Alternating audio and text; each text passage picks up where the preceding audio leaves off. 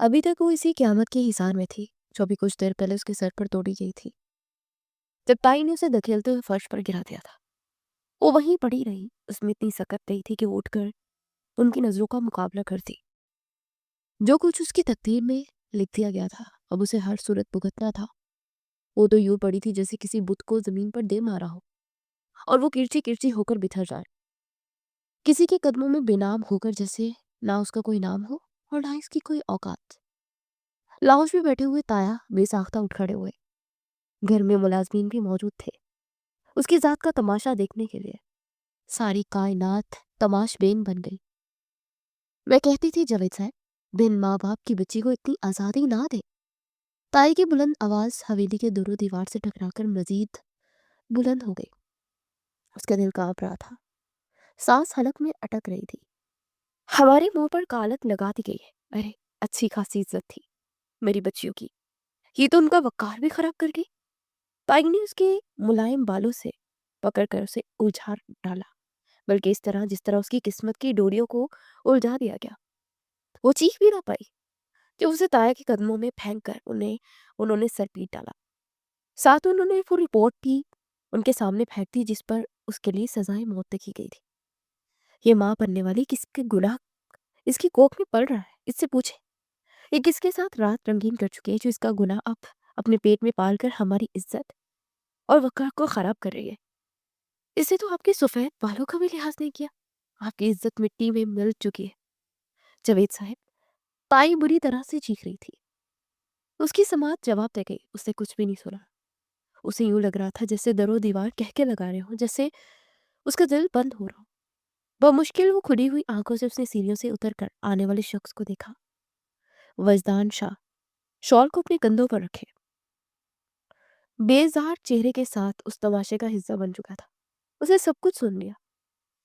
दरवाजे से बाहर आती जारा जावेद, जिसकी पक्की सहेली थी, उसे यकीन था कि वजदान कभी भी उन सब की बात नहीं मानेगा। ज़ाक कभी भी उन सब पर यकीन नहीं करेगी।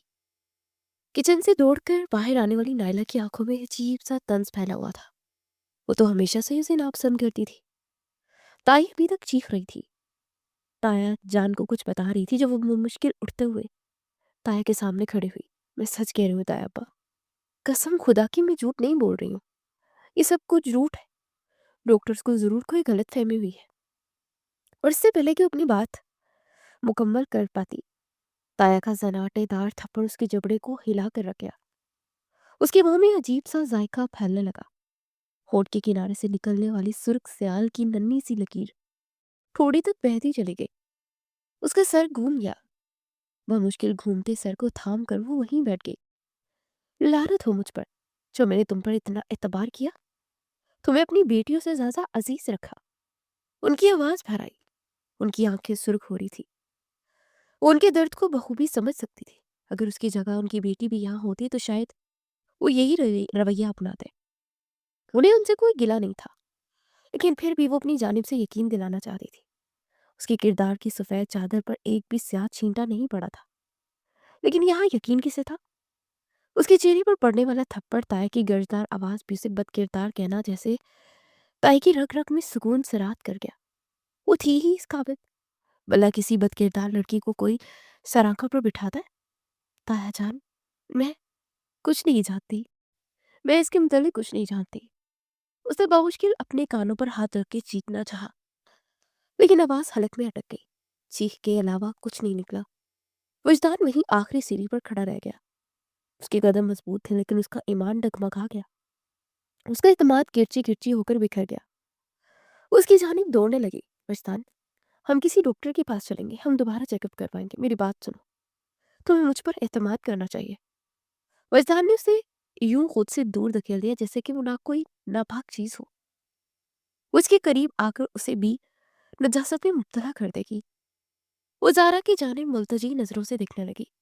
तुम तो मुझे जानती हो, तुम्हें तो यकीन है मैं कभी भी जानते बूझते ऐसा गुनाह नहीं कर सकती। खुदा के लिए मेरी बात सुने। आज वो पूरी तरह से फंस चुकी थी। हालात के गर्दाब में हालात ने उसे चारों तरफ से घेर लिया था। वो शख्स जो हर बार से मोहब्बतों से देखता, वो जिसकी आंखों से बहने वाले जज्बात उसे बहक जाने पर मजबूर कर दिया करते, आज उसे यूं वहशतनाक नजरों से वो देख रहा था, गोया कच्चा चिबा जाने का इरादा रखता हो। उसका दिल चाहा कि वो अपने बालों को नोच ले। एक बार फिर उसने वजदान के दोनों हाथों को थाम कर अपने हाथ जोड़ लिए। वो बड़ी उम्मीद से उसकी आंखों में देख रही थी। एक आखिरी बार मेरी बात सुन लो, मैं सब कुछ वाज़ेह कर दूंगी वजदान शाह, मुझे इस वक्त अकेला ना छोड़ो। बात कर लेने में हर्ज क्या है? बात कर लेने से कुछ नहीं होता, लेकिन शायद अब वो बात नहीं रही कि उसकी बात सुनते बैठ जाता। उसने उसके मुंह को पूरी तरह दबोच लिया। मैं लानत भेजता हूँ तुम जैसी बदकिरदार लड़की पर। पेट में किसी की गलाजत पड़ रही है, किसी और के बच्चे की माँ बनने वाली हो, और मुझे यकीन दिला रही हो कि तुम मुझसे मोहब्बत करती हो, मेरी मोहब्बत की दावेदार हो। तुम्हें इतना ख्याल नहीं आया कि तुम मेरी मंगेतर थी? वजदान शाह की मंगेतर जमाना मुझ पर थूकेगा। मगरूरी की आखिरी दर्जे पर खड़ा शख्स भला कैसे यकीन कर सकता था कि की इज्जत की तरफ हरफ आए। सामने लड़की का किरदार चाहे किरची किरची होकर संग्रेजों में बिखर कर उसकी रूह में व्यवस्थ हो चुका था, लेकिन उसे सिर्फ और सिर्फ अपने नाम मकाम और मर्तबे से फर्क पड़ता था। और शायद वो यहाँ ठीक था। शायद उसे इस लम्हे खुद खर्च हो जाना चाहिए था। ज़ारा को उसने अपने साथ शामिल करना चाहा ताकि ज़ारा उसके हक में गवाही दे, लेकिन वो उससे दुख से देखते सर झटक कर कमरे में चली गई।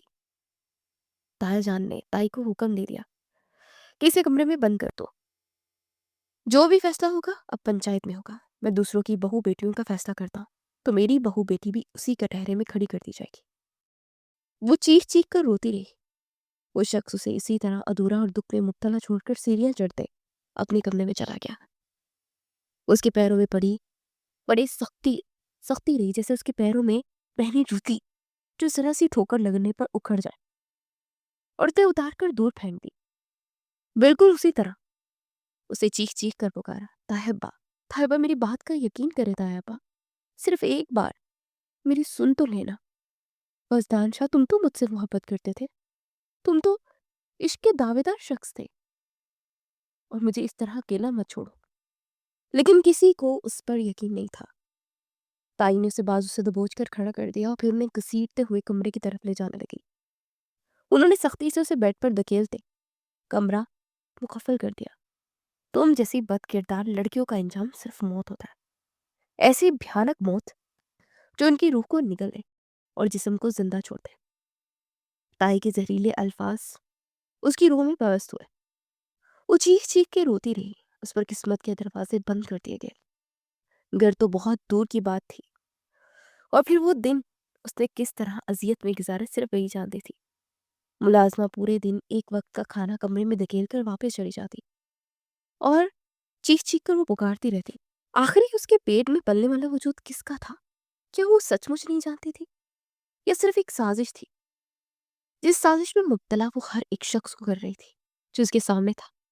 क्या उसके सारे रिश्ते उसी लपेट में आ चुके थे? ये सारी बातें तो वक्त दोहराने वाला था, लेकिन इस वक्त से यहाँ से निकलना था। उसे सिर्फ और सिर्फ अपनी जान बचानी थी। अगर जान बचता थी तो वो किसी भी तरह खुद को यकीन के कटहरे में लाकर खड़ा कर देती। उस शाम वजदान शाह उसके कमरे में दाखिल हुआ। पूरे 2 दिनों के बाद उसकी शक्ल दिख रही थी। वो बेतहाशा उसकी जानिब दौड़ी। एक उम्मीद थी कि वो उस पर भरोसा करके आया, लेकिन उसके करीब आते उसने उसे दूर धकेलते फर्श पर गिरा दिया। मैं नफरत करता हूँ तुम जैसी लड़की, इससे तुम्हारी नजासत बड़े हाथों से। मैं ये अंगूठी जितती नहीं है जिस पर वजदान का नाम लिखा है। तुम जानती हो, मेरे कमरे में पड़ा हुआ शानदार बिस्तर मेरे अलावा किसी को इजाजत नहीं देता कि उस पर सिर्फ एक बार भी सो जाए। तो मैं ये कैसे बर्दाश्त कर लूं कि तुम्हारे साथ कोई सो गया, तुमने किसी के साथ अपनी रातों को रंगीन कर लिया, किसी की गलाजत को अपने पेट में जगह दे दी, और मैं तुम्हें बख्श दूंगा? मैं तुम्हारे हसीन चेहरे की हसीन नकूश को इसी तरह मिटा दूंगा कि तुम पल पल मौत के लिए सिसकती रहोगी। उसके हाथ से अपने नाम की अंगूठी खींचते हुए उतार कर उसने उसके हाथ को भी जख्मी कर दिया था। वो जलती रही, सिसकती रही, सुलगती रही, चीख चीख कर उसकी मिन्नत करती रही। उस पर यकीन कर लिया जाए। उसकी बेतहाशा सफ़ेद रंगत दुख और खौफ की इम्तजाज से जर्द हो चुकी थी।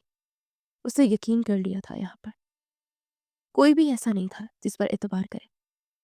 यहाँ पर कोई भी ऐसा नहीं जो सिर्फ चंद लम्हे के लिए उसकी बात सुन ले। यहाँ कोई भी ऐसा नहीं जो इसे मारने के बाद उसके कफन दफन का इंतजाम करेगा। सो यहाँ से जान बचाकर उसने खुद ही निकलना था। और उस रात वो निकल गई। शायद किसी को भी अंदाजा नहीं था कि वो ये कदम उठाएगी। सो उस रोज उसकी बुजदिली ही उसके काम आ गई। खिड़की के रास्ते वो कूद कर बाहर गई। पिछली रात आरी से गुजरते वो दाखिली दरवाजे तक पहुंची। सिर्फ उसके कंधे पर फैली हुई एक शाल थी। अपने कागजात उसने उठाए थे और अम्मी की पहनाई हुई छोटी छोटी बालियां जो वो बचपन में पहना करती थी और अभी तक उसने संभाल कर ही रखी थी। और उसके अलावा उसने कुछ नहीं उठाया। अंधेरे का सहारा लेते वो हड्डियां चीर देने वाले इस ठंड में बेतहाशा भागते दीवारों के साथ लग कर मेन गेट तक आ गई। दिल खौफ के बायस लड़ता जा रहा था और उसकी धड़कन इस कदर बेतरतीब थी कि उसने बेतरतीबी ने उसकी अपनी सांसों को भी निकल लिया। नम आंखों से उसने पलट कर उस घर को देखा जिस घर में न जाने कितने सपनों के ढेर लगे हुए थे, जहां से उसने ऐसी जिंदगी का आगाज करना था जो जिंदगी उसकी रग रग में ख्वाब बनकर उतर रही थी, जहां से उसने वजदान शाह का हाथ पकड़कर एक हसीन वादी में उतर जाना था, जहां बाबा की अनगिनत यादें थी। उसे बहती हुई आंखों से हर चीज को अलविदा कह दिया। चौकीदार कुर्सी पर ऊँग रहा था।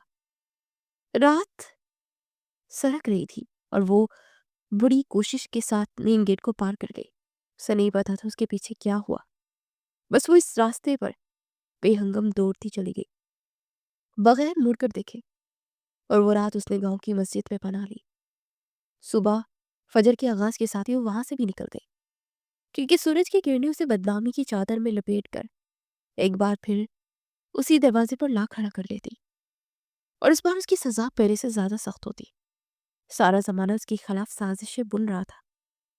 जब तक कि दिन अच्छी तरह चढ़ा, वो गांव की हदूद को अबूर कर गई। वहां से रिक्शा पकड़ कर सीधा शहर जा रही थी। उसके पास कोई रास्ता नहीं था, बस चंद हजार रुपए जो उसने किसी मुश्किल वक्त के लिए संभाल कर रखे थे वही काम आ गए। तकरीबन 9 बजे के करीब वो सादिया के दरवाजे पर खड़ी थी। ये उसका वाहिद और आखिरी सहारा था, उसकी मुखलिस दोस्त सादिया, जिस पर उसे आंखें बंद करके यकीन था कि किसी भी सूरत उसे समेट लेगी। लोहे के बने उस जंगदार गेट को उसने पीट डाला। उसका घर शहर की हदूद के एक तरफ एक मिडिल क्लास कॉलोनी में वाक़या था और चंद बार पहले भी उसकी घर आ चुकी थी, इसलिए उसे इस वक्त उसकी का ड्रेस याद था। वो वहीं आ गई। कुछ देर के बाद एक देर उम्र का शख्स बाहर निकला। उसे शॉल को अच्छी तरह खुद पर लपेट रखा था। अस्सलाम वालेकुम अंकल, मैं माहिर हूँ, सादिया की दोस्त। उसे कांपती आवाज में खुद को पुरएतमाद जाहिर करने की भरपूर कोशिश की। वालेकुम अस्सलाम बच्चे, इतनी सुबह खैरियत है? वो सादिया का बाप था। अंदर आ जाओ बच्चे।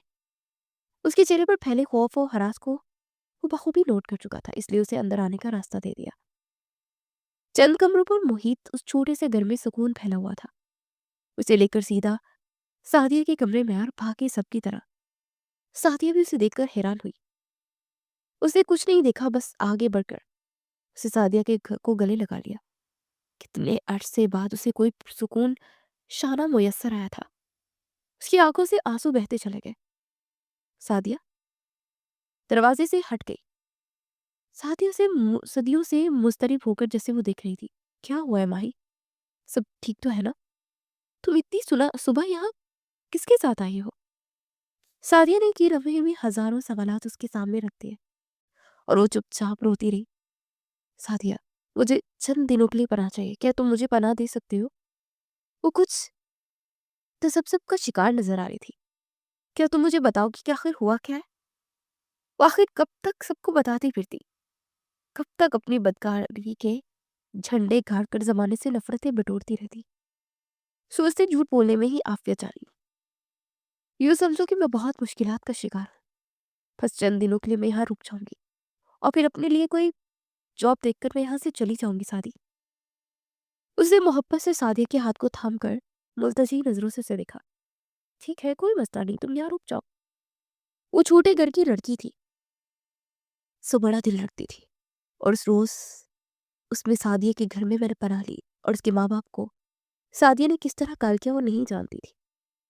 लेकिन सादिया उससे पूछ पूछ कर थक चुकी थी। उसने कह दिया कि अगर वो उससे मजीद पूछेगी तो वो चुपचाप ये घर छोड़कर चली जाएगी। सादिया ने मजीद खरीदना जरूरी नहीं समझा। वो तो इस बात पर हैरान थी कि वो हवेली छोड़कर क्यों आई। ताई का रवैया चाहे जितना सख्त था, लेकिन वजदान उससे मोहब्बत करता था। वजदान की बेतहाशा मोहब्बतों में बीतती हुई हसीन और जमील लड़की पर ऐसा भी क्या बुरा वक्त आ गया कि उसे इस शख्स की मोहब्बतों से आजाद होना पड़ा। और इन सारे सवालात का जवाब उसके पास नहीं था। फिल वक्त तो बिल्कुल भी मुमकिन ही नहीं था कि वो जवाब दे दी। ताया के घर वालों के लिए दूसरा बड़ा झटका था कि वो घर जोड़कर फरार हो गई। और ताई ने बात को मजीद बढ़ा चढ़ा दिया कि अपने किसी आशीष के साथ फरार हुई है। वजदान शाह ने गांव में ही हर जगह उसे ढूंढा, लेकिन वो ये समझने से कासिर था कि उसे जमीन खा गई या आसमान निकल गया। ये भी उसकी खुशकिस्मती थी कि उसने कभी ये जानने में दिलचस्पी नहीं ली कि उसकी दोस्तें कौन कौन सी हैं। शायद तब उस पर आंखें बंद करके वो यकीन करता था, लेकिन अब उसका यकीन मनमल हो चुका था। मुतनफ्फर और बदगुमान आशिक को उसकी इस कदम ने ऐसी नफरतों में मुब्तला कर दिया कि वो चाहता था कि वो किसी रोज उसके सामने आए और उसकी जान ही ले ले। अगले 1 माह तक उसे बुरी तरह ढूंढता रहा। हर गली, हर रास्ता, हर जान पहचान का घर उसे छान मारा, लेकिन कोई उसका अता पता नहीं था। फिल वक्त उन्होंने लोगों के सामने यही मशहूर कर दिया कि वो अपने किसी अजीज के पास बैरून मुल्क गई है। वैसे भी उसका ताया गांव का सरपंच था, तो किसी में भी हिम्मत नहीं थी कि उसके खिलाफ आवाज उठा सकता। और अब पुलिस में रिपोर्ट दर्ज करवा कर बोलो कि लोगों को इस मामले की जाने मुतवज्जा नहीं करना चाहते, इसलिए उसकी माँ की हर बात तस्लीम करना पड़ी। क्यों किसी ऐसे शख्स के साथ भाग गई है जिसके साथ अपनी रातें गुजार रही है। वो अपने पेट में वो बच्चा पाल चुकी थी। अब हकीकत ये थी कि वो किस कदर करीब था कि ये तो खुदा की जात बेहतर जानती थी। लेकिन आने वाला वक्त उस गुमराह शख्स के लिए कौन सा दरवाजे खोलने वाला था जो उसकी जिंदगी को मुकम्मल काया पलट कर रख देते। उस रोज सादिया किचन में शाइस्ता बेगम के साथ खड़ी काम करवा रही थी। जब शाइस्ता बेगम ने चौंकते उसे देखकर पूछा, क्या तुम्हारी दोस्त अब हमेशा के लिए यही रहेगी? मिडिल क्लास फैमिली के खर्चात जहाँ पहले ही पूरे होने के नाम नहीं लेते, अब फैमिली में एक फर्द के इजाफे ने उन्हें चौंक जाने पर मजबूर कर दिया था। चाहे वो जितने भी मेहमान नवाज थे, लेकिन एक हद गुजरने के बाद मेहमान भी बायसे अजियत बन जाते हैं। आहिस्ता बोलो अम्मा, वो कमरे में सुन रही है। अच्छे घर की लड़की है, कोई गिरी पिरी नहीं है। जब वापस चली जाएगी तो हमारी एहसान मंद रहेगी। वैसे भी मेरी बहन जैसी दोस्त है। वो सादिया ने बेचारगी से कहा। दूर खड़ी उसकी बहन सायरा बर्तन धोते उनकी बातों पर हल्का हल्का मुस्कुरा रही थी। उसे अंदाजा था कि अब उसकी माँ परेशान होने वाली है। और एक जवान लड़की जो एक बड़े घर से ताल्लुक रखती थी, एक अरसे से उनके घर पर मौजूद है। परेशान होना तो बनता था। मैं जानती हूँ तुम्हारी दोस्त के घर वालों को आगाह कर दे, या फिर उससे कहो कि वो अपने घर वालों से बात करे। मेरा बेटा, तुम्हारा बाप गरीब शख्स है, किसी आने वाली मुसीबत को अपने सर नहीं ले सकता। वो बाहर दरवाजे के करीब ही खड़ी थी। अपने होश को हलक को तर्क करते वो वापस कदम हटाकर कमरे में चली गई। वो लोग उसके मौसिम थे, वो कभी उनका एहसान फरमोश नहीं कर सकती थी, लेकिन वो उनकी कैफियत को भी समझ सकती थी। अगले दिन ही वो अपने कागजात निकाल कर तैयार हो गई। सादिया, जिस कंपनी में तुम्हारा चचाजाद जॉब करता है, तुमने बताया था वहां कोई वैकेंसी है, तुम्हारा इरादा जॉब करने का है? वो बहुत आम से तासुरात चेहरे पर सजाकर अपने कागजात देखती रही। जाहिर सी बात है, मैं अब समझ चुकी हूँ। तो अपने लिए कोई नया रास्ता ही निकालोगी ना, या फिर तुम्हारी गिरी पिरी तुम्हारे घर ही पड़ी रहूं? एक अखम मुस्कुराहट के साथ उसने बात के संभाल लिया।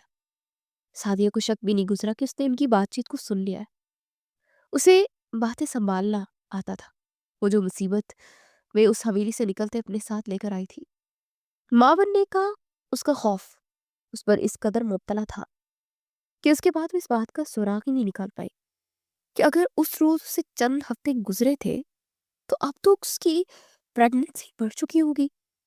ये सब क्या था? इसे तो वो बाद में निपटना चाहती थी, लेकिन इस वक्त उसे यहाँ से निकलना था। न्याजी ग्रुप ऑफ इंडस्ट्री में जिस रोज उसका इंटरव्यू था, उस रोज वो बेहद घबराई हुई थी। हिजाब में लिपटा हुआ चेहरा था। हया ने उसके चेहरे को अपनी लपेट में ले रखा था। पहले उसने कभी हिजाब लेना जरूरी नहीं समझा। हाँ, घर से निकलते हुए वो दुपट्टे का सहारा ले लेती थी, लेकिन अब बकायदा हिजाब लेने लगी थी, और अगर जरूरत दरपेश होती तो नकाब भी कर लिया करती। उसे अब सारी कायनात से छुपना था, अपने उस स्याह माजी से छुपना था जिसका कोई भी छींटा अब उसके हाल में नहीं आ सकता था। मैनेजर उसका इंटरव्यू करता रहा और वो खुद को बाएतमाद जाहिर करने के लिए ठहर ठहर कर जवाब देती रही। जहारत पहले से उसमें कूट कूट कर बड़ी थी, लेकिन तजर्बा नहीं था। शायद उसकी मुल्तजी नजरों का असर था जो मैनेजर ने उसे एतमाद दिलाते वापस भेज दिया, और अगले 2 दिनों तक वो बेहद मुस्तरिब रही। अगर आने वाले दिनों में उसका पेट निकल आता, अगर सादी उसके मुतालिक जान लेती, ये अंदेशे से रह रहकर अपने आप को अजियत ज़दा कर रहे थे। दूसरे दिन शाम में उसे कॉल वसूल हुई और वो खुशी से चीख पड़ी। इतने अरसे बाद पहली मर्तबा कोई ऐसी खबर थी जिसने उसके लबों पर मुस्कुराहट को रक्स करने दिया। उस रोज शुक्राने की नवाफल अदा करते हुए सजदे में सर रखकर रो पड़ी। ऐसी कोई शाम नहीं थी जब उस दुश्मनी जान की तलब उसके रग में ना फैल जाती, या उसे ये शिद्दत से वजदान शाह की मोहब्बत का लम्स याद नहीं आता था। उसकी मंगेतर थी। सारे जमाने से लड़कर वो तन कर खड़ा हो गया था और कह दिया था कि उसे अपनाएगा। वो जो हर शाम उसके सामने आ जाता, उसका हाथ पकड़कर छत पर ले जाता और छत के मखमूर माहौल में उस पर नजरें जमा कर खड़ा हो जाता। ये शाम तुम्हारी तरह ही सुरमई और मखमूर है, तुम बहुत खूबसूरत हो, वजदान शाह की हो, सास उसकी मोहब्बत तुम पर कुर्बान। वो बेसख्ता होकर उसे अपने करीब कर लेता, और वो था कि खौफ से दहल कर रह जाती। क्या इरादा है शाह साहब? क्या बड़े मजबे में बदनामी करवाएंगे?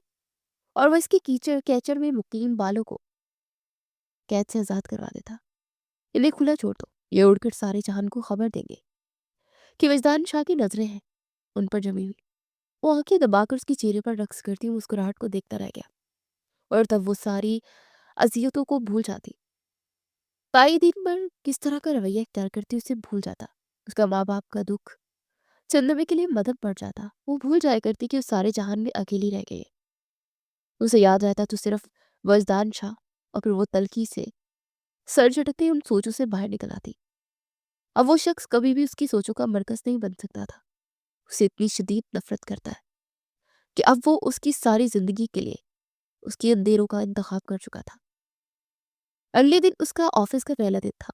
अपनी जानिब से वो मुकम्मल कोशिश कर रही थी। सबसे पहली मुलाकात उसकी फवाद अहमद न्याजी से हुई। न्याजी ग्रुप ऑफ इंडस्ट्री का मालिक और वो मगरूर शख्स जो किसी को खाते में नहीं लाता था। वो काफी देर खड़ी नजरों से उसे घूरता रहा। उसे बहुत कोशिश की कि खुद को उसकी नजरों के सामने नर्वस जाहिर ना करे। ऑफिस की एक दरीना कॉलीग के हवाले करते हुए उसे हदायत कर दी गई कि उस सारे काम को अच्छी तरह समझ ले। उसे यकीन था कि यहाँ सिर्फ उसकी मेहनत ही काबिल गौर होगी, और सिर्फ एक हफ्ते के अंदर अंदर उसने साबित भी कर दिया कि मेहनत किसे कहा जाता है। वो रात भर जागती, उसने खाना पीना तक तर्क कर दिया था। उसे सिर्फ और सिर्फ ऑफिस में अपनी पोजीशन को बेहतर बनाना था, और इस पोजीशन को बेहतर बनाने के साथ साथ वो फवाद अहमद न्याजी की नज़रों में आने की काबिल भी हो गई थी। उस रोज भी उसे एक ज़रूरी मीटिंग के लिए प्रेजेंटेशन देनी थी। एक बड़ी जिम्मेदारी थी, और उसे भी ऑफिस ज्वाइन किए हुए ज्यादा देर नहीं हुई थी। वो मीटिंग रूम में दाखिल हुई। कमरा चंद लोगों पर मुश्तमिल था। न्याजी साहब ने सरबराही कुर्सी संभाल रखी थी और फवाद उनके पहलू में बैठा था। अजाने क्यों वो पुर यकीन होकर उनकी आंखों में देख रहा था, जिनकी चमक बता रही थी कि वो वाकई कुछ बेहतर करेगी। और फिर वो बाएतमाद लहजे के साथ मुखातिब हुई। उसके हाथ तेजी तेजी से चल रहे थे।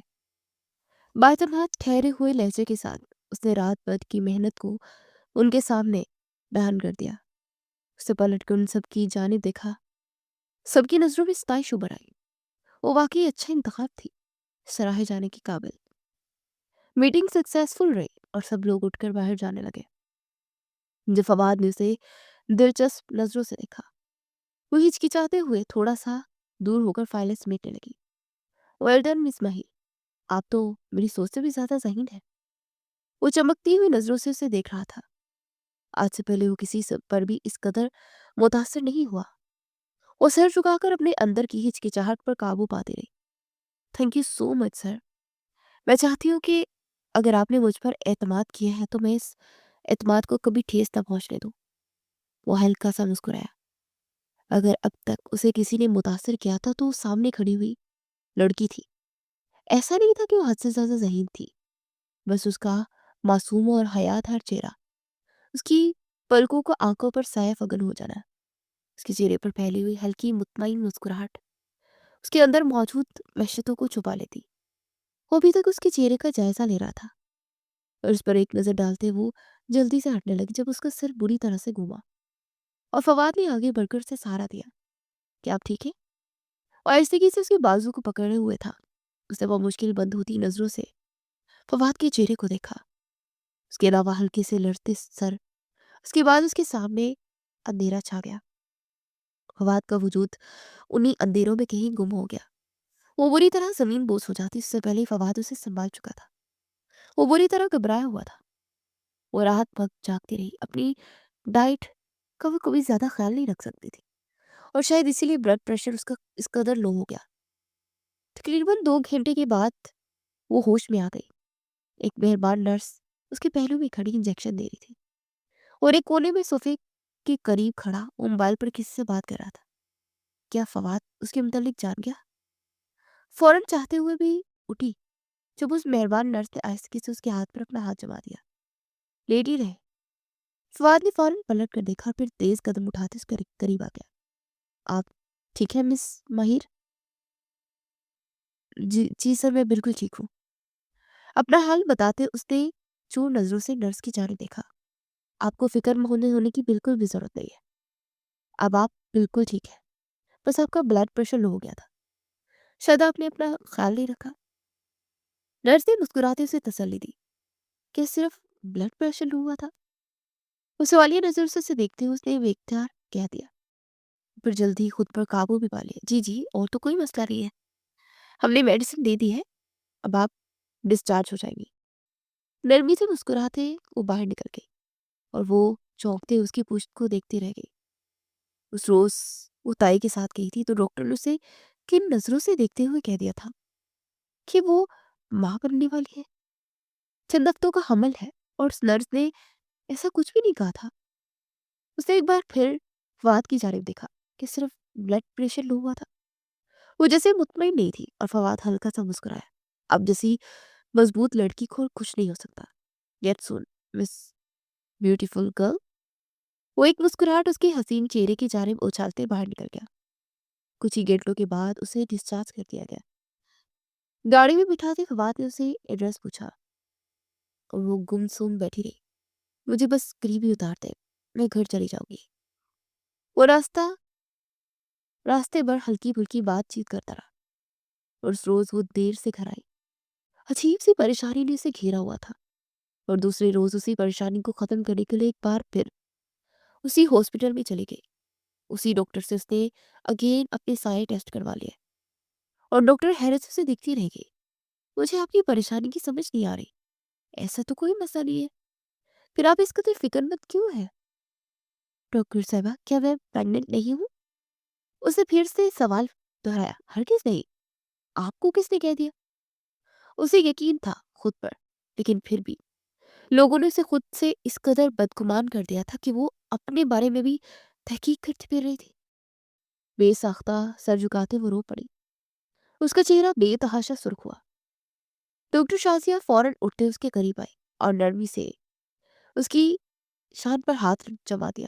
مجھے لگتا ہے کہ آپ نے پیریڈز بریک انجیکشن لگوائے ہیں، اسی وجہ سے آپ 2 سے 3 مہینے کے پیریڈز بریک پر ہیں، اور یہ بھی نہیں کہہ پائی کہ اس نے ایسا کچھ نہیں کروایا۔ سارا معاملہ کھل کر اس کے سامنے آ گیا۔ اس روز ڈاکٹر نادیہ نے اسے کس طرح تذلیل کا نشانہ بنایا، اور وجہ یہ تھی کہ اس کی تائی پہلے سے اسے کثیر رقم تھما چکی تھی اور اسے ساری رپورٹس اٹھا لی۔ اپنے لیے اسے ایک مضبوط سہارا مل چکا تھا اور اسے ٹھیک وقت کا انتظار تھا۔ اسے اگلی صبح فواد نیازی نے اسے اپنے آفس میں طلب کیا اور وہ اس کے آفس میں چلی گئی۔ بیٹھے، مجھے آپ سے ضروری بات کرنی ہے۔ اس کے سامنے ہی کرسی پر ٹک گئی۔ وہ کچھ ہچکچا رہا تھا اور وہ سمجھ نہیں پائی کہ وہ کیا کہنا چاہتا ہے. دراصل میں چاہتا ہوں کہ مجھے آپ جیسی ہی لڑکی کی تلاش تھی. ذمہ دار لڑکی گھر میں آنا ایک بہت بڑی نعمت ہے.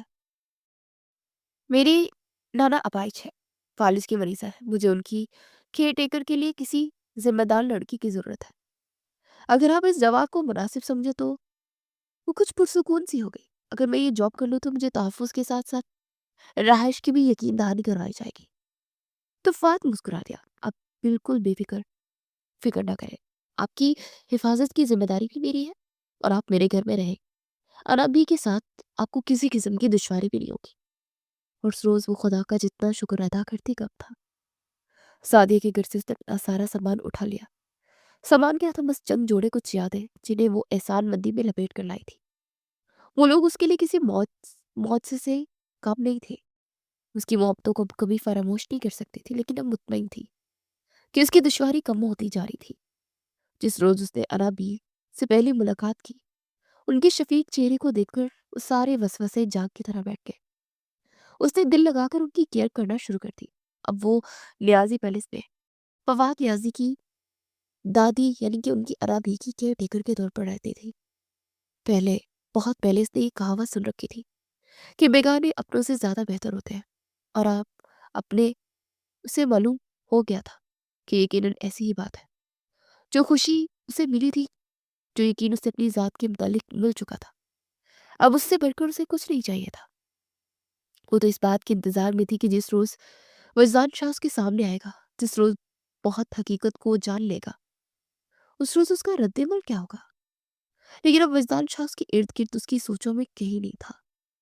انابی کو سوپ پلا کر اس نے ان کی من پسند کتاب اٹھا کر پڑھنا شروع کر دی.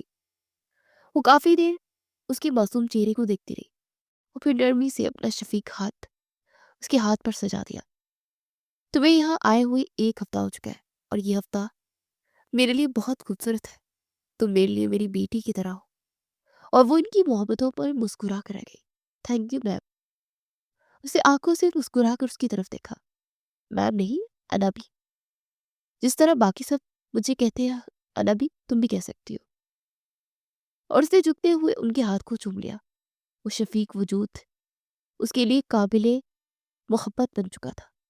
اس وقت تو دونوں مسکراتے ہوئے بات چیت کر رہی تھی جب فواد کمرے میں داخل ہوا. ارے واہ انابی، آپ نے تو مکمل پارٹی ہی بدل لی. جب سے نئی کیئر ٹیکر آئی ہے آپ نے تو اپنے پوتے کو یاد کرنا ہی چھوڑ دیا. وہ آتے ہوئے شکوہ کرتے ان کے قریب بیٹھ گیا. وہ ان دونوں کو سپیس دینے کے لیے اٹھ کر جانے لگی، لیکن اس نے اس کی پشت پر انابی کو محبت بھرے الفاظ سن لیے تھے. یہ میرے لیے میری بیٹی کی طرح ہے. ماشاءاللہ بہت اچھی بچی ہے. اور وہ مبہم سا مسکرا کر سر جھکا گیا. مجھے تمہاری مسکراہٹ کچھ مشکوک لگ رہی ہے. اس کا جائزہ لیتے ہوئے شرارت سے کہہ گئی، اور اس نے آنکھیں دکھاتے اور ایک خاموش کرواتے یقین دہانی کی تھی کہ وہ اب یہاں سے جا چکی تھی. کیا مسکراہٹ کو مشکوک نہیں ہونا چاہیے؟ مجھے ایسا لگتا ہے مجھے میری آئیڈل گرل مل چکی ہے. ایک ایسی گرل جس کا خواب میں دیکھا کرتا تھا، اور وہ بہت مطمئن تھی. اس لڑکی سے بڑھ کر کوئی ہو بھی نہیں سکتا. کیا تمہیں اس کے والدین، اس کے خاندان کے بارے میں معلوم ہے؟ اور فواد نے نفی میں سر ہلایا. میں اس کے متعلق کچھ نہیں جانتا، لیکن مجھے یہ یقین ہے کہ اس کے کردار پر، اس کی ذات پر، اور یقیناً اس کا خاندان بھی بہترین ہی ہوگا. وہ نہیں جانتی تھی کہ فواد کے دل میں کیا چل رہا ہے. وہ اچھا خاصا ہینڈسم شخص اس کی خواب دل میں سجا کر بیٹھا ہے، اور باتوں ہی باتوں میں انہوں نے سب کچھ طے کر لیا. تقریباً اس روز اسے وہاں آئے 1 مہینہ ہو چکا تھا. اس کمرے میں کھڑی وہ اپنے بالوں کو سلجھا رہی تھی جب دروازے پر ہلکی سی دستک ہوئی اور فواد کمرے میں داخل ہوا. اس نے فوراً سے دوپٹہ سر پر لے لیا. آپ کو کوئی کام تھا سر؟ مجھے بلا لیا ہوتا. انابی تو دوا لے کر سو چکی ہے. وہ ہمیشہ ہی جلد باز تھی. فواد مبہم سا مسکرا کر بیٹھنے کے لیے اجازت طلب کر رہا تھا، اور وہ اس بات پہ سر ہلاتے وہ حیرانگی سے اسے دیکھتی رہی. آئیے بیٹھیے، میں آپ سے بات کرنا چاہتا ہوں. وہ نرم ملائم لہجے والا شخص آہستہ آہستہ کہہ جا رہا تھا، اور وہ حیرانی سے اسے دیکھتے کسی اور ہی جہان میں پہنچی ہوئی تھی. میں صرف یہ چاہتا ہوں کہ آپ مجھ سے نکاح کر لیں. یہ انابی کی بھی خواہش ہے اور بابا کی بھی خواہش، اور شاید میری بھی. وہ بہت دلکش نظروں سے اسے دیکھ رہا تھا، اور اسے دیکھتے نہ جانے اس کی روح کس چور دروازے سے نکل کر چھت کے اس کونے میں پہنچ چکی تھی، جب وجدان شاہ نے اس کے دونوں ہاتھوں کو نرمی سے تھام لیا۔ میں چاہتا ہوں کہ میں تمہیں اپنا لوں، جلد سے جلد تمہیں اپنی زندگی میں لے کر آؤں، تاکہ دیکھ سکوں کہ باہر آنے کے بعد جب خوشبو بکھرتی ہے تو انسان کس طرح معطر ہوتا ہے۔ کیا آپ میری بات سن رہی ہے؟ ساری سوچوں کو جھٹکتے ہوئے فواد کی جانب متوجہ ہوئی۔ آپ میرے بارے میں کچھ بھی نہیں جانتے۔ میں اپنوں کی ٹھکرائی ہوئی ہوں اور بد کردار لڑکی ہوں جس کے کردار پر سیاہ چھینٹے پھیلا دیے گئے ہیں، اور وہ اپنے سیاہ نصیب کو لے کر در بدر پھٹکتی رہی۔ مدت کے بعد ایک بار پھر وہ ٹوٹ کر رو پڑی تھی۔ اسے کسی کی ہمدردی نہیں چاہیے تھی، لیکن پھر بھی وہ ان مخلص لوگوں کو سب کچھ بتا دینا چاہتی تھی تاکہ وہ کسی غلط فہمی کا شکار نہ رہے۔ کچھ دیر تک اسے دیکھتا رہا اور پھر قدم بڑھاتے اس کے قریب آ گیا۔ اس کے جسم سے نکلنے والی خوشبو جیسے پورے کمرے کو معطر کر رہی تھی اور اس کے حواسوں پر چھائی جا رہی تھی۔ مجھے اس بات سے فرق نہیں پڑتا کہ کوئی آپ کے متعلق کیا کہتا ہے، میری آنکھوں نے آپ کو دیکھا ہے، میرے دل نے آپ کو تصور کیا ہے، سو میں نے مان لیا کہ آپ سے زیادہ کوئی حیادار نہیں ہو سکتا، اور مجھے یقین ہے کہ ان جذبات کو آپ سے زیادہ کوئی سنبھال کر نہیں رکھ پائے گا۔ وہ ایک اپنا شخص تھا، اپنے خونی رشتہ دار، جس نے اس کی عزت نفس کو دھچیاں اڑاتے ہوئے اسے کسی کو منہ دکھانے کے قابل نہیں چھوڑا تھا، اور یہ ایک انجان شخص تھا جو اس پر اپنے جذبات کا ملبہ ڈال کر جا چکا تھا، جو اس پر آنکھیں بند کر کے یقین کرتا تھا۔ اس روز اس نے یقین کو چن لیا۔ اپنے دل کی ساری خواہشوں کو دفن کرتے اس نے فواد نیازی کو اقرار کرتے ہوئے کہہ دیا کہ اس سے نکاح کر لے گی۔ انبی بے تحاشا خوش تھی اور ان کو بھی اپنے متعلق وہ سب کچھ بتا چکی تھی، اور اس ہفتے کے اختتام پر نیازی صاحب نے نکاح کی ایک چھوٹی سی تقریب منعقد کر لی۔ سب کچھ خوش اسلوبی سے جا رہا تھا۔ جب اس روز گیسٹ روم میں آنے والے مہمان کی خبر ملازمہ نے آ کر اسے دی، بیٹا جا کر دیکھو کون آیا ہے، تمہارے انکل گھر پر نہیں ہے اور فواد فریش ہو رہا ہے۔ فواد نے پہلے ذکر کیا تھا کہ بزنس ڈیل کے متعلق اس کا کوئی جاننے والا آنے والا ہے۔ ملازمہ کو چاہے کیا کہہ کر وہ کچھ دیر کے لیے گیسٹ روم کی جانب بڑھی۔ دوپٹہ ابھی تک اس نے سر پر سجا رکھا تھا۔ نہایت مطمئن مسکراہٹ کے ساتھ وہ اندر داخل ہوئی۔ جب سامنے پرزبان شخص اسے دیکھتے ہوئے اٹھا، وہ وہیں دروازے میں جم کر رہ گئی۔ اس کا دل بری طرح لرزا۔ آج وہ کتنے عرصے کے بعد اس کے سامنے کھڑا تھا، وہی پوری مغروری اور شان و شوکت سے کھڑا وجدان شاہ، جس کی نظریں اس پر جم سی گئی۔ وہ دونوں شیشے میں پیوست بہت کی طرح آمنے سامنے کھڑے رہے، گویا دل و دماغ میں ایک جنگ سی جاری ہو۔ وہ دونوں ایک دوسرے کی نظروں میں دیکھ رہے تھے جیسے ساری دنیا بکھر چکی ہو۔ وجدان کو سب کچھ بھول چکا تھا۔ وہ بے چارگی سے اس کی طرف بڑھا، اس نے ہاتھ اٹھا کر اسے وہیں رک جانے کے لیے کہہ دیا، فواد نیازی کچھ ہی دیر میں آپ سے ملاقات کرنے کے لیے آ جائیں گے، آپ بیٹھے، چائے تیار ہو رہی ہے۔ وہ خود پر قابو پا چکی تھی اور وہ لپکتے ہوئے اس کے قریب آ گیا۔ تم کہاں تھی اتنا عرصہ؟ تم یہاں کیا کر رہی ہو؟ وہ جس نے اس روز اسے اپنے قریب آتے ہی جھٹک دیا تھا، وہ آج بڑی بے چارگی سے اس کی طرف دیکھ رہا تھا۔ مجھے بتاؤ ماہی کہاں تھی؟ تم اتنے عرصے کے بعد۔ اسے یاد ہے کہ اسے ماہی کہہ کر پکارتا تھا۔ جب فواد اندر آیا تو فوراً اس سے دور ہو گئی تھی۔ فواد پر ایک نظر ڈال کر وہ چلی گئی، اور وہ شخص تو اپنے آنے کا مقصد ہی بھول چکا تھا۔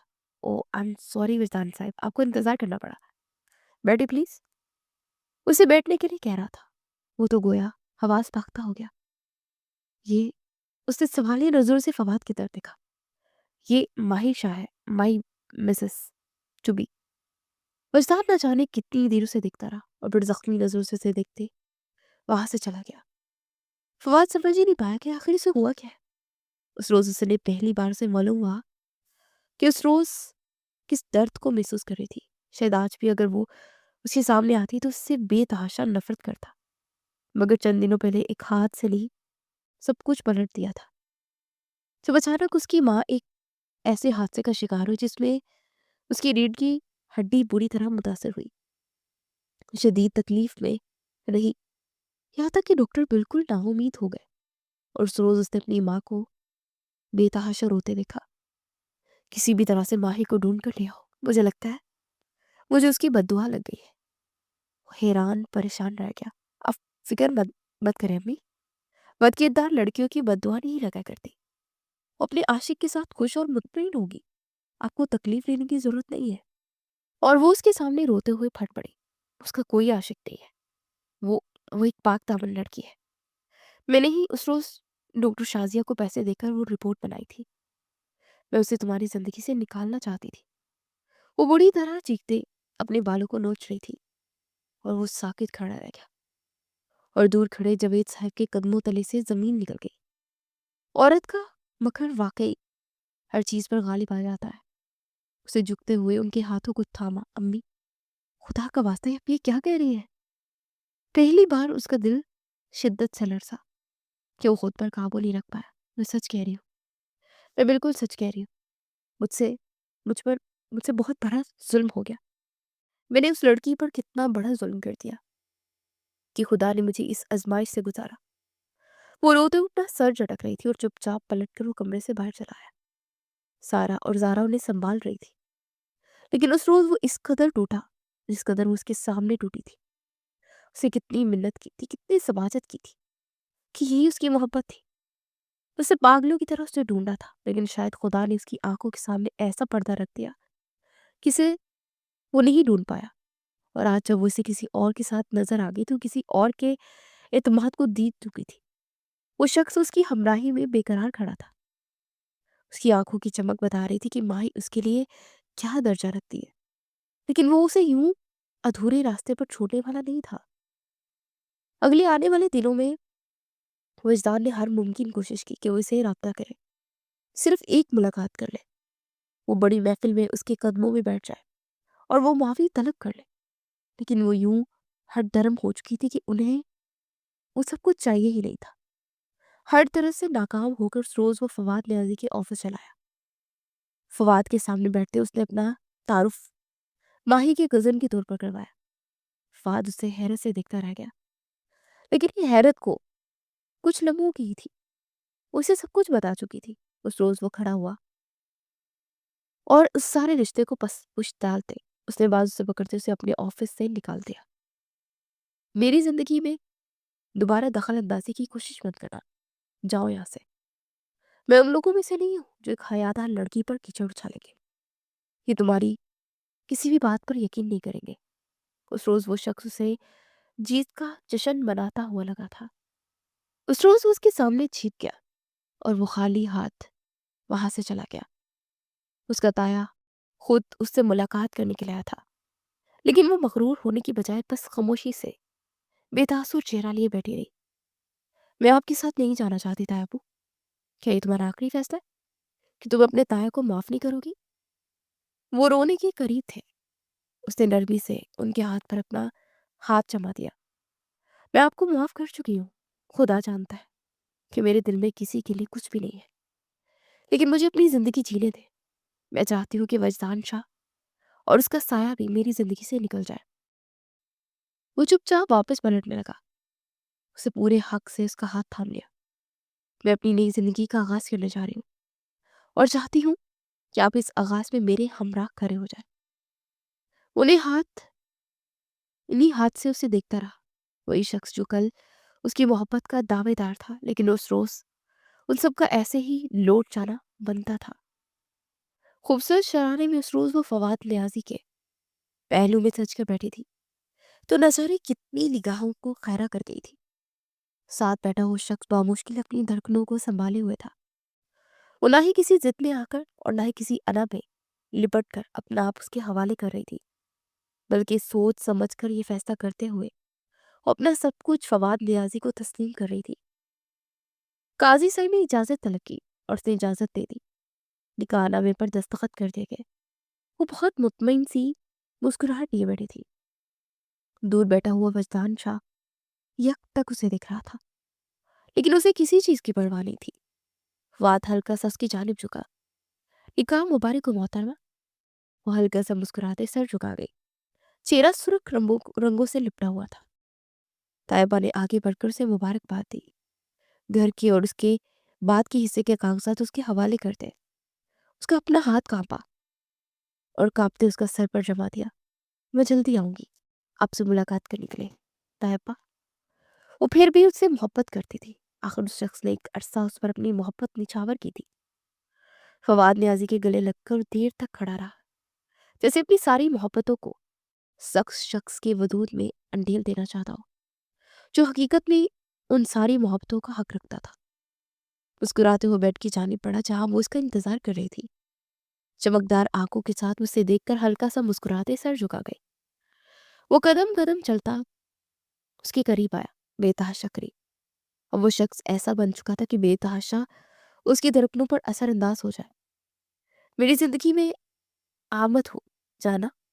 وہ پہلی بار اسے اتنی رومانٹک انداز میں دکھ رہی تھی. سو گھبراتے ہوئے سر جھکا کر نگاہوں کو اپنے ہاتھوں میں مرکوز کر لیا. اس کے قریب آتے اس کے دہکتے ہوئے رخساروں کو دیکھ رہا تھا. تم بہت خوبصورت ہو، اتنی خوبصورت کہ تمہارے کردار کی پاکیزگی تمہارے چہرے سے جھلکتی ہے. تمہاری حیاتار رنگت میرے چہرے کو گلزار کر دیتی ہے. اس کی آنکھوں میں دیکھتے ہوئے مسکرا کر کہہ رہا تھا، تھینک یو سو مچ فواد. فواد اس کی آنکھوں میں دیکھتے ہوئے نم لہجے میں کہنے لگی، جبکہ وہ آگے بڑھتے اس کی پلکوں پر باری باری اپنے لب سجا گیا. اس کی دھڑکنیں بے ترتیب ہونے لگی، سانس بکھرنے لگی. دھڑکتے ہوئے دل کے ساتھ اس نے لبوں کو دانتوں پہ دبا لیا. اسے احساس دلا رہا تھا کہ اس کی آنکھوں کے سارے خوابوں کو تکمیل کا درجہ دے گا. میں چاہتا ہوں تم ہمیشہ میرے پہلو میں جم کر کھڑی رہو، اس اعتماد کے ساتھ کہ تم صرف فواد نیازی کی ہو. اس کے ہاتھوں کو تھام کر اسے اپنے قریب کرتے اس کے وجود کو جوڑری سے آزاد کر رہا تھا، اور اس کی ہلکی پھلکی باتوں کو سنتے بس خود میں سمٹی جا رہی تھی. اس کے بالوں کو جوڑے کی قید سے آزاد کر کے اس نے اس کی کمر پر بکھیر دیا. تمہارے بال بہت خوبصورت ہے، بہت خوشبودار. اس کے نرم ملائم بال فواد کی انگلیوں سے سرکتے چلے گئے. وہ آج اسے پہلی بار اتنے قریب سے دیکھ رہا تھا، پورے حق سے. اور پھر اسے بستر پر اپنے سامنے لٹاتے اس پر حاوی ہوا. خمار کی وجہ سے اس کی آنکھیں سرخ ہوتی جا رہی تھی اور وہ اس کے خمار میں ڈوبتی چلی جا رہی تھی. اس کی شدتوں سے گھبراتے اس نے نرمی سے اپنا ہاتھ اس کی سینے پر جما دیا. میں چاہتی ہوں کہ آپ ہمیشہ مجھ پر یقین کریں. میں کبھی آپ کی نظروں میں بدگمانی نہیں دیکھ سکتی. فواد، وعدہ کریں آپ ہمیشہ مجھ پر یقین کریں گے. وہ مبہم سا مسکراہٹ کے ساتھ دیکھتے اس کے لبوں پر جھک گیا. رات قطرہ قطرہ پگھل رہی تھی اور وہ اس پر برستا جا رہا تھا. وہ اس کی اداؤں میں گم ہوتا جا رہا تھا اور وہ اپنی اداؤں کا جادو بکھیرتے اسے مغزیر پاگل کیے جا رہی تھی. اس گزری ہوئی رات میں اس نے اپنا دل فواد نیازی کے سامنے پھیلا کر رکھ دیا. وہاں وجدان چھا کی بوسیدہ محبت کب تک ضعیفی کا شکار ہو کر ذرہ ذرہ بکھر گئی. وہاں کسی وجدان شاہ کا عمل دخل بھی نہیں تھا. وہاں اگر کسی کی حکمرانی تھی تو فواد نیازی تھا. ضروری نہیں کہ ایک شخص آپ کی محبت کے درجے پر فائز ہو چکا ہو، تو اگر وہ آپ کے ساتھ لاکھ زیادتیاں بھی کرتا ہے تو بھی آپ اسے خود پر حکومت کرنے دیں. دنیا محبت کرنے والے لوگوں سے بھری پڑی ہے. آج سعدیہ نے جس طرح حیرت سے فواد نیازی کو اس کے پہلو میں دیکھتے ہوئے پہلو اٹھا کر سے گورا تھا، وہ بامشکل اپنی مسکراہٹ کو روکتی رہ گئی. وہ خود بھی اپنی قسمت کے ان بدلتے ہوئے پنوں سے حیران تھی، تو دوسروں کو کیا تسلی کا احساس دلاتی. اگر اس نے عزت نفس کا انتخاب کیا تھا تو پروردگار نے بھی اس کی عزت نفس کو ملحوظ خاطر رکھتے ایک ایسے شخص کو اس پر مسلط کر دیا تھا جو صرف اس کی عزت کرنا چاہتا تھا. اگلے چند دنوں میں اسے اندازہ ہو گیا کہ وہ فواد نیازی کے لیے کیا حیثیت رکھتی ہے. وہ شخص اس پر جان نچھاور کرتا، اس کی دھڑکنوں پر چھایا ہوا. وہ شخص اس پر حکمران بن کر اپنی حکمرانی ظاہر نہیں کرتا تھا اور نہ ہی اسے غلامی میں رکھتا، بلکہ اسے اپنے ساتھ لے کر چلتا تھا. اس کا ہاتھ تھام کر ہر اس دوراہے پر جہاں وہ اس سے جانے سے گھبراتی تھی. اس روز بتایا ابا سے ملاقات کرنے کے لیے گئی. ایک بار پھر اسی دہلیز پر جہاں پھر نہ جانے اس نے قسم کھا رکھی تھی. اس کا اچھا استقبال کیا گیا. تائی سے ملاقات کرتے ہوئے خود بھی آبدیدہ ہو گئی. تائی بے تحاشا روئے جا رہی تھی، بار بار ہاتھ جوڑتے اسے معافی طلب کر رہی تھی، اور وہ اپنے دل پر قابو نہ رکھتے وہ ساتھ ہی ساتھ انہیں دیکھ کر روئی. انسان نفرت میں کس حد تک چلا جاتا ہے وہاں جہاں سے واپس پلٹنے کا وہ تصور بھی نہیں کر سکتا. لیکن خدا کی کھینچی ہوئی ایک ڈور اسے راہ راست پر لا کر کھڑا کر دیتی ہے، جہاں اس کے لیے ایک پچھتاوا بچتا ہے۔ زارا دیر تک اس کے گلے لگ کر کھڑی رہی۔ مجھے معاف کر دو میری جان، کاش میں نے اس روز تمہاری آنکھوں میں سچائی پڑھ لی ہوتی، لیکن شاید میرے لیے ماں کی محبت مقدم تھی اور یقین بھی اندھا تھا۔ اس میں زارا کا کوئی قصور نہیں تھا، کوئی بھی ہوتا تو اس پر اعتماد نہ کرتا۔ سو میں جان لوں کہ تم نے مجھے معاف کر دیا؟ وجدان نے ہلکا سا مسکرا کر سے دیکھا، اس کی آنکھوں میں صرف دکھ لہرا رہا تھا، لیکن سامنے کھڑی لڑکی پر اب وہ اثر انداز نہیں ہوتا تھا۔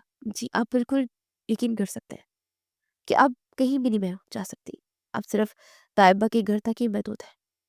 جب میں یہاں آؤں گی مجھے اندازہ ہوگا کہ وجدان شاہ میرا کزن ہے، اس کے علاوہ کچھ نہیں۔ وہ دکھتے سے دیکھتے سے مسکرا دیا۔ سارے حق اس نے خود کھو دیے تھے، سو وہ کسی حق کا احساس نہیں دلا سکتا تھا، سب کچھ بے معنی ہو چکا تھا، ساری باتیں بے وجہ تھی۔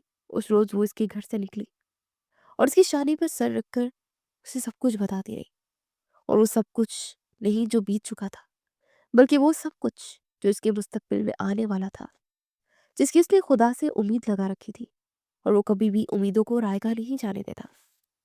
اس روز وہ سعدیہ کے گھر بھی گئی۔ سعدیہ کی امی نے اس پر پرتپاک ڈنر کا اہتمام کیا۔ ان کی محبتوں سے وہ کب دامن چھڑا سکتی تھی۔ اس نے ڈھیر سارے تحائف خرید لے، عزت نفس بھی مجروح نہ ہو، اور وہ سارے احسانات کا بدلہ بھی اتار دے۔ سعدیہ کے والد کے لیے ان کی تیسری بیٹی ہی تھی، اس نے سب کچھ انہیں دلا دیا تھا۔ ثانیہ اور سارا کو بھی اچھی جاب اور بھی بہت کچھ۔ جو لوگ آپ کی مشکل وقت میں آپ کے ساتھ قدم سے قدم ملا کر کھڑے رہے، ان لوگوں کے ساتھ دل ملا لیں، وہ کبھی آپ کو نقصان یا خسارے میں نہیں جانے دیں گے۔ سب کچھ پا لیا محترمہ، اب میرے بارے میں کیا خیال ہے؟ وہ کمرے میں آتے اسے کمر سے تھام کر اس پر حاوی ہوا، اور وہ حیرت سے پلٹ کر اسے دیکھنے لگی۔ لیازی صاحب، اپنا رومانٹک موڈ ہر وقت آن نہ کیا کریں۔ سرخ چہرے کے ساتھ اس نے بامشکل اپنی مسکراہٹ کو روکا، جبکہ وہ آنکھیں دکھاتے اس پر جھکا اور اس کی حسین لبوں کو دست دست میں لے لیا۔ جب سامنے اتنی حسین بیوی ہو تو یہ موڈ آن ہو جاتا ہے۔ آنکھ دباتے وہ بے باکی سے کہہ گیا، اور وہ اس سے اپنا دامن چھڑوا کر دور ہوئی۔ میں انبی کو دیکھنے جا رہی ہوں۔ وہ کھلکھلاتے ہوئے دروازے کی جانب بڑھی، جبکہ اس نے پیچھے سے آواز لگائی تھی، ٹھیک ہے دوبارہ رات کو کنٹینیو کروں گا۔ اور وہ سرخ چہرے کے ساتھ مسکراتے باہر نکل آئی۔ خوشی اس کی منتظر تھی، اور وہ ہاتھ بڑھا کر انہیں تھام لینا چاہتی تھی، وہ سب کچھ جو زندگانی کو چار چاند لگا دیتا، جس کے بعد کچھ پھیکا نہ رہ جائے، بلکہ اس ارد گرد صرف اور صرف رنگوں کی بہار ہو۔